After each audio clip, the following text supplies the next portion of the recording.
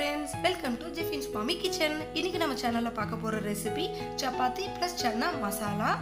அதுக்கு தேவையான பொருட்கள் என்னென்னன்னு பார்த்தறலாம். இன்னைக்கு நான் 300 grams ஆஷிர்வாத் சப்பாத்தி மாவு எடுத்து வச்சிருக்கேன். அப்புறம் அமுலோட கீ எடுத்து வச்சிருக்கேன். தேவையான அளவு உப்பு எடுத்து வச்சிருக்கேன். அப்புறம் 300 gramsக்கு 150 ml வாட்டர் எடுத்து வச்சிருக்கேன். இதுல 1/2 டீஸ்பூன் sugar ஆட் பண்ணி வச்சிருக்கேன், white sugar. இது நல்ல ஒரு கலர் கொடுக்கும் plus softness கொடுக்கும் சப்பாத்திக்கு. இதுதான் சப்பாத்தி சாஃப்ட்டா வரதுக்கான ஃபர்ஸ்ட் டிப்ஸ். இப்போ நாம உப்பு சேர்த்துக்கலாம் தேவையான அளவு. நல்லா உப்பு சேர்த்துட்டு நல்லா கலந்து விட்டுக்கலாம். கலந்து விட்டுட்டு ஒரு ஸ்பூன் கீ ஆட் பண்ணிக்கலாம். கீ விருப்பம் இல்லாதவங்க ஆயில் சேர்த்துக்கலாம்.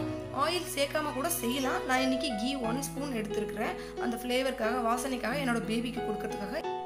இப்போ நாம சப்பாத்தி மாவு பிசைய ஸ்டார்ட் பண்ணிடலாம். சப்பாத்தி நல்லா சாஃப்டாக வர்றதுக்கான செகண்ட் டிப்ஸ், ரொம்ப ரொம்ப முக்கியமான டிப்ஸ் என்னன்னு பார்த்தீங்கன்னா, நம்ம ஒரு வாய் தண்ணி அளவு தான் ஊற்றி மாவை நல்லா நம்ம பிசையணும். எப்பயுமே நம்ம ஸ்டார்டிங்கில் நிறைய தண்ணியை ஊற்றிட்டோம்னா நம்ம கை ஃபுல்லாக மாவு ஒட்டிட்டு ரொம்ப ஸ்டிக்கியாக இருந்துக்கிட்டு அதை எடுக்கிறதுக்கே நம்ம ரொம்ப கஷ்டப்படுவோம். இதனாலே நிறைய பேர் சப்பாத்தி செய்யறதுக்கு எடுக்க மாட்டாங்க. ஸோ எப்பயுமே ஒரு வாய் தண்ணி அளவு ஊற்றி பிசைங்க. பாருங்க, இப்போ நான் ஒரு வாய் அளவு தண்ணி தான் ஊற்றி பிசைஞ்சிட்டு இருக்கேன். இந்த மாதிரி நல்லா கையில் ஒட்டாது. ஆக்சுவலி இந்த மாதிரி நம்ம பிசைஞ்சோன்னா சப்பாத்தி மாவு கையில் ஒட்டவே ஒட்டாது. ஈஸியாக நம்ம பிசைஞ்சிடலாம். இப்போது நம்ம மாவை எடுத்து நம்ம லைட்டாக பிரித்து பார்க்கணும். இந்த மாதிரி பிரித்து பார்த்தா உள்ளே ஹோல்ஸ் வரக்கூடாது. அந்த அளவுக்கு நம்ம பிசையணும். இதுதான் தேர்ட் டிப்ஸ் சப்பாத்தி சாஃப்டாக வர்றதுக்கு. மாவை எப்பயுமே கொஞ்சம் லூசனாக பிசைங்க. இப்போ நம்ம பூரி சுடணும்னா அதுக்கு மாவு கொஞ்சம் கல்லாக இருக்கணும். இதுவே நம்ம ஸ்வீட் போலி செய்யணும், அந்த மாவு ரொம்ப தண்ணியாக கொஞ்சம் லூசனாக இருக்கும். இது ரெண்டுத்துக்கும் இன்டர்மீடியட் கன்சிஸ்டன்சியில் பிசைஞ்சிக்கோங்க. ரொம்ப கல்லாகவும் இருக்கக்கூடாது, ரொம்ப லூசனாகவும் இருக்கக்கூடாது. இப்போ பாருங்கள் ஃப்ரெண்ட்ஸ், என் கையில் சுத்தமாக மாவு ஒட்டவே இல்லை. எவ்வளோ சூப்பராக நான் பிசைஞ்சிட்டேன், எவ்வளோ சூப்பராக வந்திருக்கு பாருங்கள். மாவு எவ்வளோ சாஃப்டனாக இருக்குது. நல்லா ப்ரெஷர் கொடுத்துக்கணும். பாருங்கள், இப்போ அதில் ஹோலே வரல. அதனால் அப்படியே ஃபோல்ட் பண்ணி நல்லா ப்ரெஷர் கொடுத்து பிசைஞ்சு எடுத்துக்கோங்க. பாருங்கள் எவ்வளோ சாஃப்டனாக வருது. பிசையறதுக்கே ரொம்ப சாஃப்டனாக இருக்குது. இந்த மாதிரி உருட்டிட்டு நம்ம கையை வச்சு அமுக்கணும்னா டக்குன்னு உள்ளே இறங்கணும். அந்த அளவுக்கு சாஃப்ட்னஸ் வரணும். இப்போ நாம் சப்பாத்தியை மூடி போட்டு ஒரு 15 மினிட்ஸ் ஊற வச்சிடலாம். ஃப்ரெண்ட்ஸ், நீங்கள் இன்னும் என்னோட சேனலை சப்ஸ்கிரைப் பண்ணணும்னா மறக்காமல் சப்ஸ்கிரைப் பண்ணுங்கள். பெல் ஐக்கானை கிளிக் பண்ணுங்கள். அப்போ தான் என்னோட அப்கமிங் வீடியோஸ் உங்களுக்கு சேரும். வாங்க இப்போ சன்னா மசாலா எப்படி செய்யலாம்னு பார்க்கலாம். அதுக்கு தேவையான பொருட்கள் நான் என்னென்ன எடுத்து வச்சுருக்கேன்னு பார்க்கலாம். ஃபஸ்ட்டு நான் ஒரு பட்டை எடுத்து வச்சுருக்கிறேன், 5 கிராம்பு எடுத்து வச்சுருக்கேன், 3 ஏலக்காய் எடுத்து வச்சுருக்கேன், ஒரு மராத்தி மூக்கு, ஒரு ஸ்டார் எடுத்து வச்சுருக்கேன், அப்புறம் 1/2 டீஸ்பூன் சோம்பு எடுத்து வச்சுருக்கேன், அப்புறம் தேவையான அளவு ஆயில் எடுத்து வச்சுருக்கேன், 2 பச்சை மிளகாய் எடுத்து வச்சுருக்கேன், அப்புறம் 50 கிராம்ஸ் இஞ்சி, 50 கிராம்ஸ் பூண்டு அரைச்சி பேஸ்டாக்கி எடுத்து வச்சுருக்கேன், அப்புறம் 150 கிராம்ஸ் ஆனியனை சாப் பண்ணி வச்சுருக்கிறேன், 2 பெரிய தக்காளியை சாப் பண்ணி வச்சுருக்கிறேன், அப்புறம் பார்த்திங்கன்னா 1 டீஸ்பூன் மிளகாய் பொடி எடுத்து வச்சுருக்கிறேன், அப்புறம் 1 டீஸ்பூன் மல்லிப்பொடி எடுத்து வச்சுருக்கிறேன், 1 டீஸ்பூன் கரம் மசாலா எடுத்து வச்சுருக்கிறேன், அப்புறம் பார்த்திங்கன்னா 1/2 டீஸ்பூன் மஞ்சப்பொடி எடுத்து வச்சுருக்கேன், தேவையான அளவு உப்பு எடுத்து வச்சுருக்கேன். இந்த ரெசிபிக்கு முக்கியமான தேவையான சன்னா நான் நைட்டே ஊற வச்சு 8 மணி நேரம் ஊற வச்சு எடுத்துருக்கேன். இன்றைக்கி 200 கிராம்ஸ் சன்னா எடுத்திருக்கேன், ஒயிட் சன்னா எடுத்திருக்கேன், அப்புறம் கொஞ்சம் புதினா, அப்புறம் கொஞ்சம் மல்லித்தழை எடுத்து வச்சுருக்கிறேன், அப்புறம் நான் 5-6 தேங்காய் பீஸ் எடுத்து வச்சுருக்கேன், 4 கேஷ்யூ எடுத்து வச்சுருக்கேன். கேஷ்யூ பார்த்திங்கன்னா குருமாவுக்கு ஒரு நல்ல டேஸ்ட்டு கொடுக்கும், ஒரு திக் கன்சிஸ்டன்சி கொடுக்கும். சில பேர் கசகசா ஆட் பண்ணுவாங்க, எது வேணாலும் ஆட் பண்ணிக்கலாம், அவங்க விருப்பம். நான் இன்றைக்கி கேஷ்யூ ஆட் பண்ணியிருக்கேன். வாங்க இதை எப்படி செய்யலான்னு பார்க்கலாம். இப்போது ஒரு ஸ்டவ்வில் ஒரு சின்ன குக்கர் வச்சுக்கோங்க. தேவையான அளவு ஆயில் ஊற்றிக்கோங்க. ஆயில் நல்லா ஹீட் ஆனதும் நம்ம ஸ்பைசஸ் இதில் சேர்த்துக்கலாம். இப்போது ஆயில் நல்லா ஹீட் ஆகிடுச்சு. ஸ்பைசஸ் ஆட் பண்ணிக்கிட்டேன். ஸ்பைசஸ் நல்லா பொரிஞ்சு வந்ததும் நம்ம க்ரீன் சில்லி 2த்தையும் சேர்த்துக்கலாம். இப்போ நாம் கட் பண்ணி வச்சுருக்க 150 கிராம்ஸ் ஆனியனை சேர்த்துக்கலாம். ஆனியனை சேர்த்து நல்லா வதக்கி எடுத்துக்கலாம். இந்த மாதிரி குட்டி குட்டியாக நம்ம சாப் பண்ணோன்னா ஈஸியாக சீக்கிரம் வதங்கிடும். இப்போ நான் கொஞ்சோண்டு உப்பு ஆட் பண்ணுறேன் நல்லா வதங்கிறதுக்கு. இது இப்படியே 5 மினிட்ஸ் விட்டுட்டிங்கன்னா நல்லா சூப்பராக வதங்கி வந்துடும். பாருங்கள், இப்போ நல்லா வதங்கிடுச்சு. இப்போ நம்ம கார்லிக் ஜிஞ்சர் சேர்த்துக்கலாம், இஞ்சி பூண்டு பேஸ்ட்டை நல்லா இப்போது வதக்கி விடலாம். ஒரு 3 மினிட்ஸ் வதக்கிட்டு இப்போ நம்ம புதினா கொத்தமல்லி கொஞ்சம் இதில் சேர்த்துக்கலாம். சேர்த்து இப்போ வதக்கி விட்டுக்கலாம். நல்லா அந்த இஞ்சி பூண்டு பேஸ்ட் ரா ஃப்ளேவர் போகிற வரைக்கும் நம்ம வதக்கி எடுத்துக்கலாம். வதங்கி வந்துருச்சு. இப்போ நாம் சாப் பண்ணி வச்சுருக்க டொமேட்டோவை சேர்த்துக்கலாம். சேம் கான்செப்ட் தான் ஃப்ரெண்ட்ஸ். வெங்காயம் சீக்கிரம் வதங்கிறதுக்காக நம்ம குட்டி குட்டியாக கட் பண்ணோம். அதே மாதிரி தக்காளி வதங்கிறதுக்காக குட்டி குட்டியாக கட் பண்ணியிருக்கோம். இப்போ நாம் கொஞ்சம் மஞ்சள் பொடி சேர்த்துக்கலாம் நல்லா வதங்கிறதுக்கு. இதையும் ஒரு 5 மினிட்ஸ் அப்படியே வதக்கி எடுத்துக்கலாம். 5 மினிட்ஸ் ஆகிடுச்சு. வாங்க எப்படி இருக்குன்னு பார்க்கலாம். பாருங்கள் நல்லா வதங்கிருச்சு. இந்த ஸ்டேஜில் நம்ம மிளகாய் பொடி சேர்த்துக்கலாம். சேர்த்துட்டு நல்லா மிக்ஸ் பண்ணி விட்டுக்கலாம். அடுத்து நான் 1 டீஸ்பூன் மல்லித்தூளும் 1 டீஸ்பூன் கரம் மசாலாவும் எடுத்து வச்சுருக்கேன். அதையும் இதில் சேர்த்துக்கலாம். நல்லா ரா ஃப்ளேவர் போகிற வரைக்கும் நல்லா வதக்கிக்கலாம். பாருங்கள் நல்லா வதங்கிருச்சு. இப்போ நம்ம ஊற வச்சுருக்கிற 200 கிராம் சன்னாவை இதில் சேர்த்துக்கலாம். இப்போ நாம் சன்னாவை இந்த மசாலாவோட நல்லா பிளெண்ட் ஆகிற வரைக்கும் ஒரு 3 to 4 மினிட்ஸ் வதக்கி எடுத்துக்கலாம். பாருங்கள் நல்லா வதங்கிடுச்சு. இந்த ஸ்டேஜில் நம்ம வாட்டர் ஆட் பண்ணிக்கலாம். 200 கிராம் சன்னாவுக்கு நான் இன்றைக்கி 400 கிராம்ஸ் வாட்டர் சேர்த்துருக்குறேன். 1:2 கணக்கில். கொஞ்சம் தண்ணியாக வேணுங்கிறவங்க ஒரு 50 ml எக்ஸ்ட்ரா ஆட் பண்ணிக்கலாம்.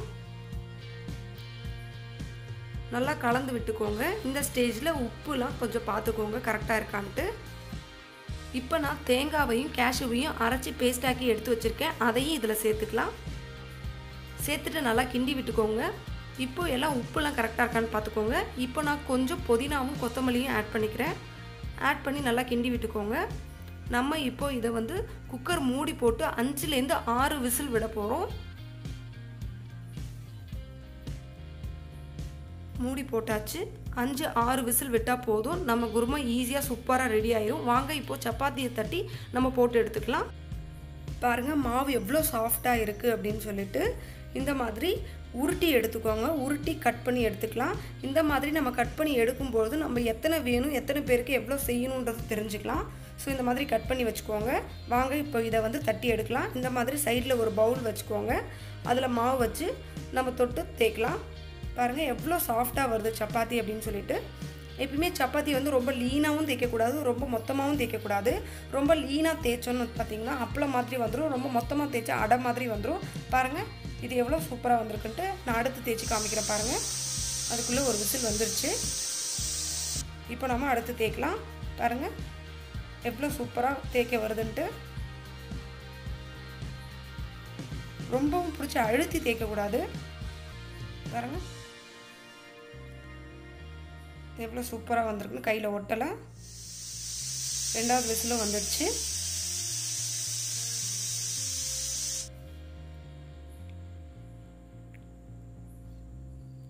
அடுத்து போட்டு எடுத்துக்கலாம். இந்த மாதிரி எல்லாத்தையும் நம்ம போட்டு எடுத்துக்கலாம். இந்த மாதிரி லைட்டாக ரொட்டேட் பண்ணி தேய்ங்க. ஸோ அந்த வந்து நல்லா ஒரு ஷேப்பாக கிடைக்கும் நமக்கு. வாங்க இப்போ நம்ம சப்பாத்தி எப்படி சுட்டு எடுக்கலான்னு பார்க்கலாம். ஃபஸ்ட்டு ஒரு தோசைக்கல்லை போட்டுக்கோங்க. தோசைக்கல் நல்லா சூடானதுக்கப்புறம் அதில் ஒரு சப்பாத்தியை போட்டுக்கோங்க.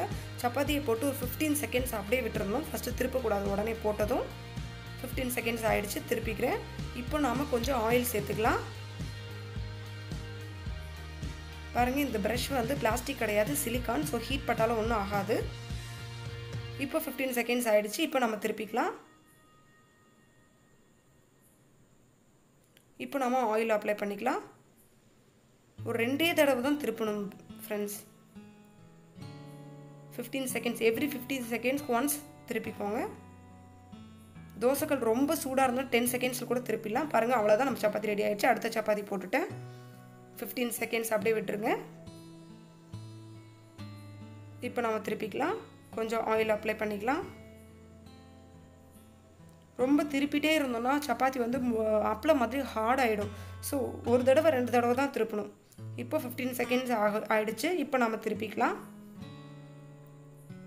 இப்போ கொஞ்சம் ஆயில் அப்ளை பண்ணிக்கலாம். ஒரு 10 to 15 செகண்ட்ஸ் விட்டுக்கலாம். இப்போ நம்ம திருப்பிக்கலாம். அவ்வளோதான், நம்ம சப்பாத்தி ரெடி ஆகிடுச்சு. பாருங்கள் எவ்வளோ சாஃப்டாக இருக்குன்ட்டு. நான் அடுத்து போட்டு காமிக்கிறேன். பாருங்கள் கல் சூடாக இருக்குது. ஒரு பக்கமாக ஃபஸ்ட்டு போடுறோம்.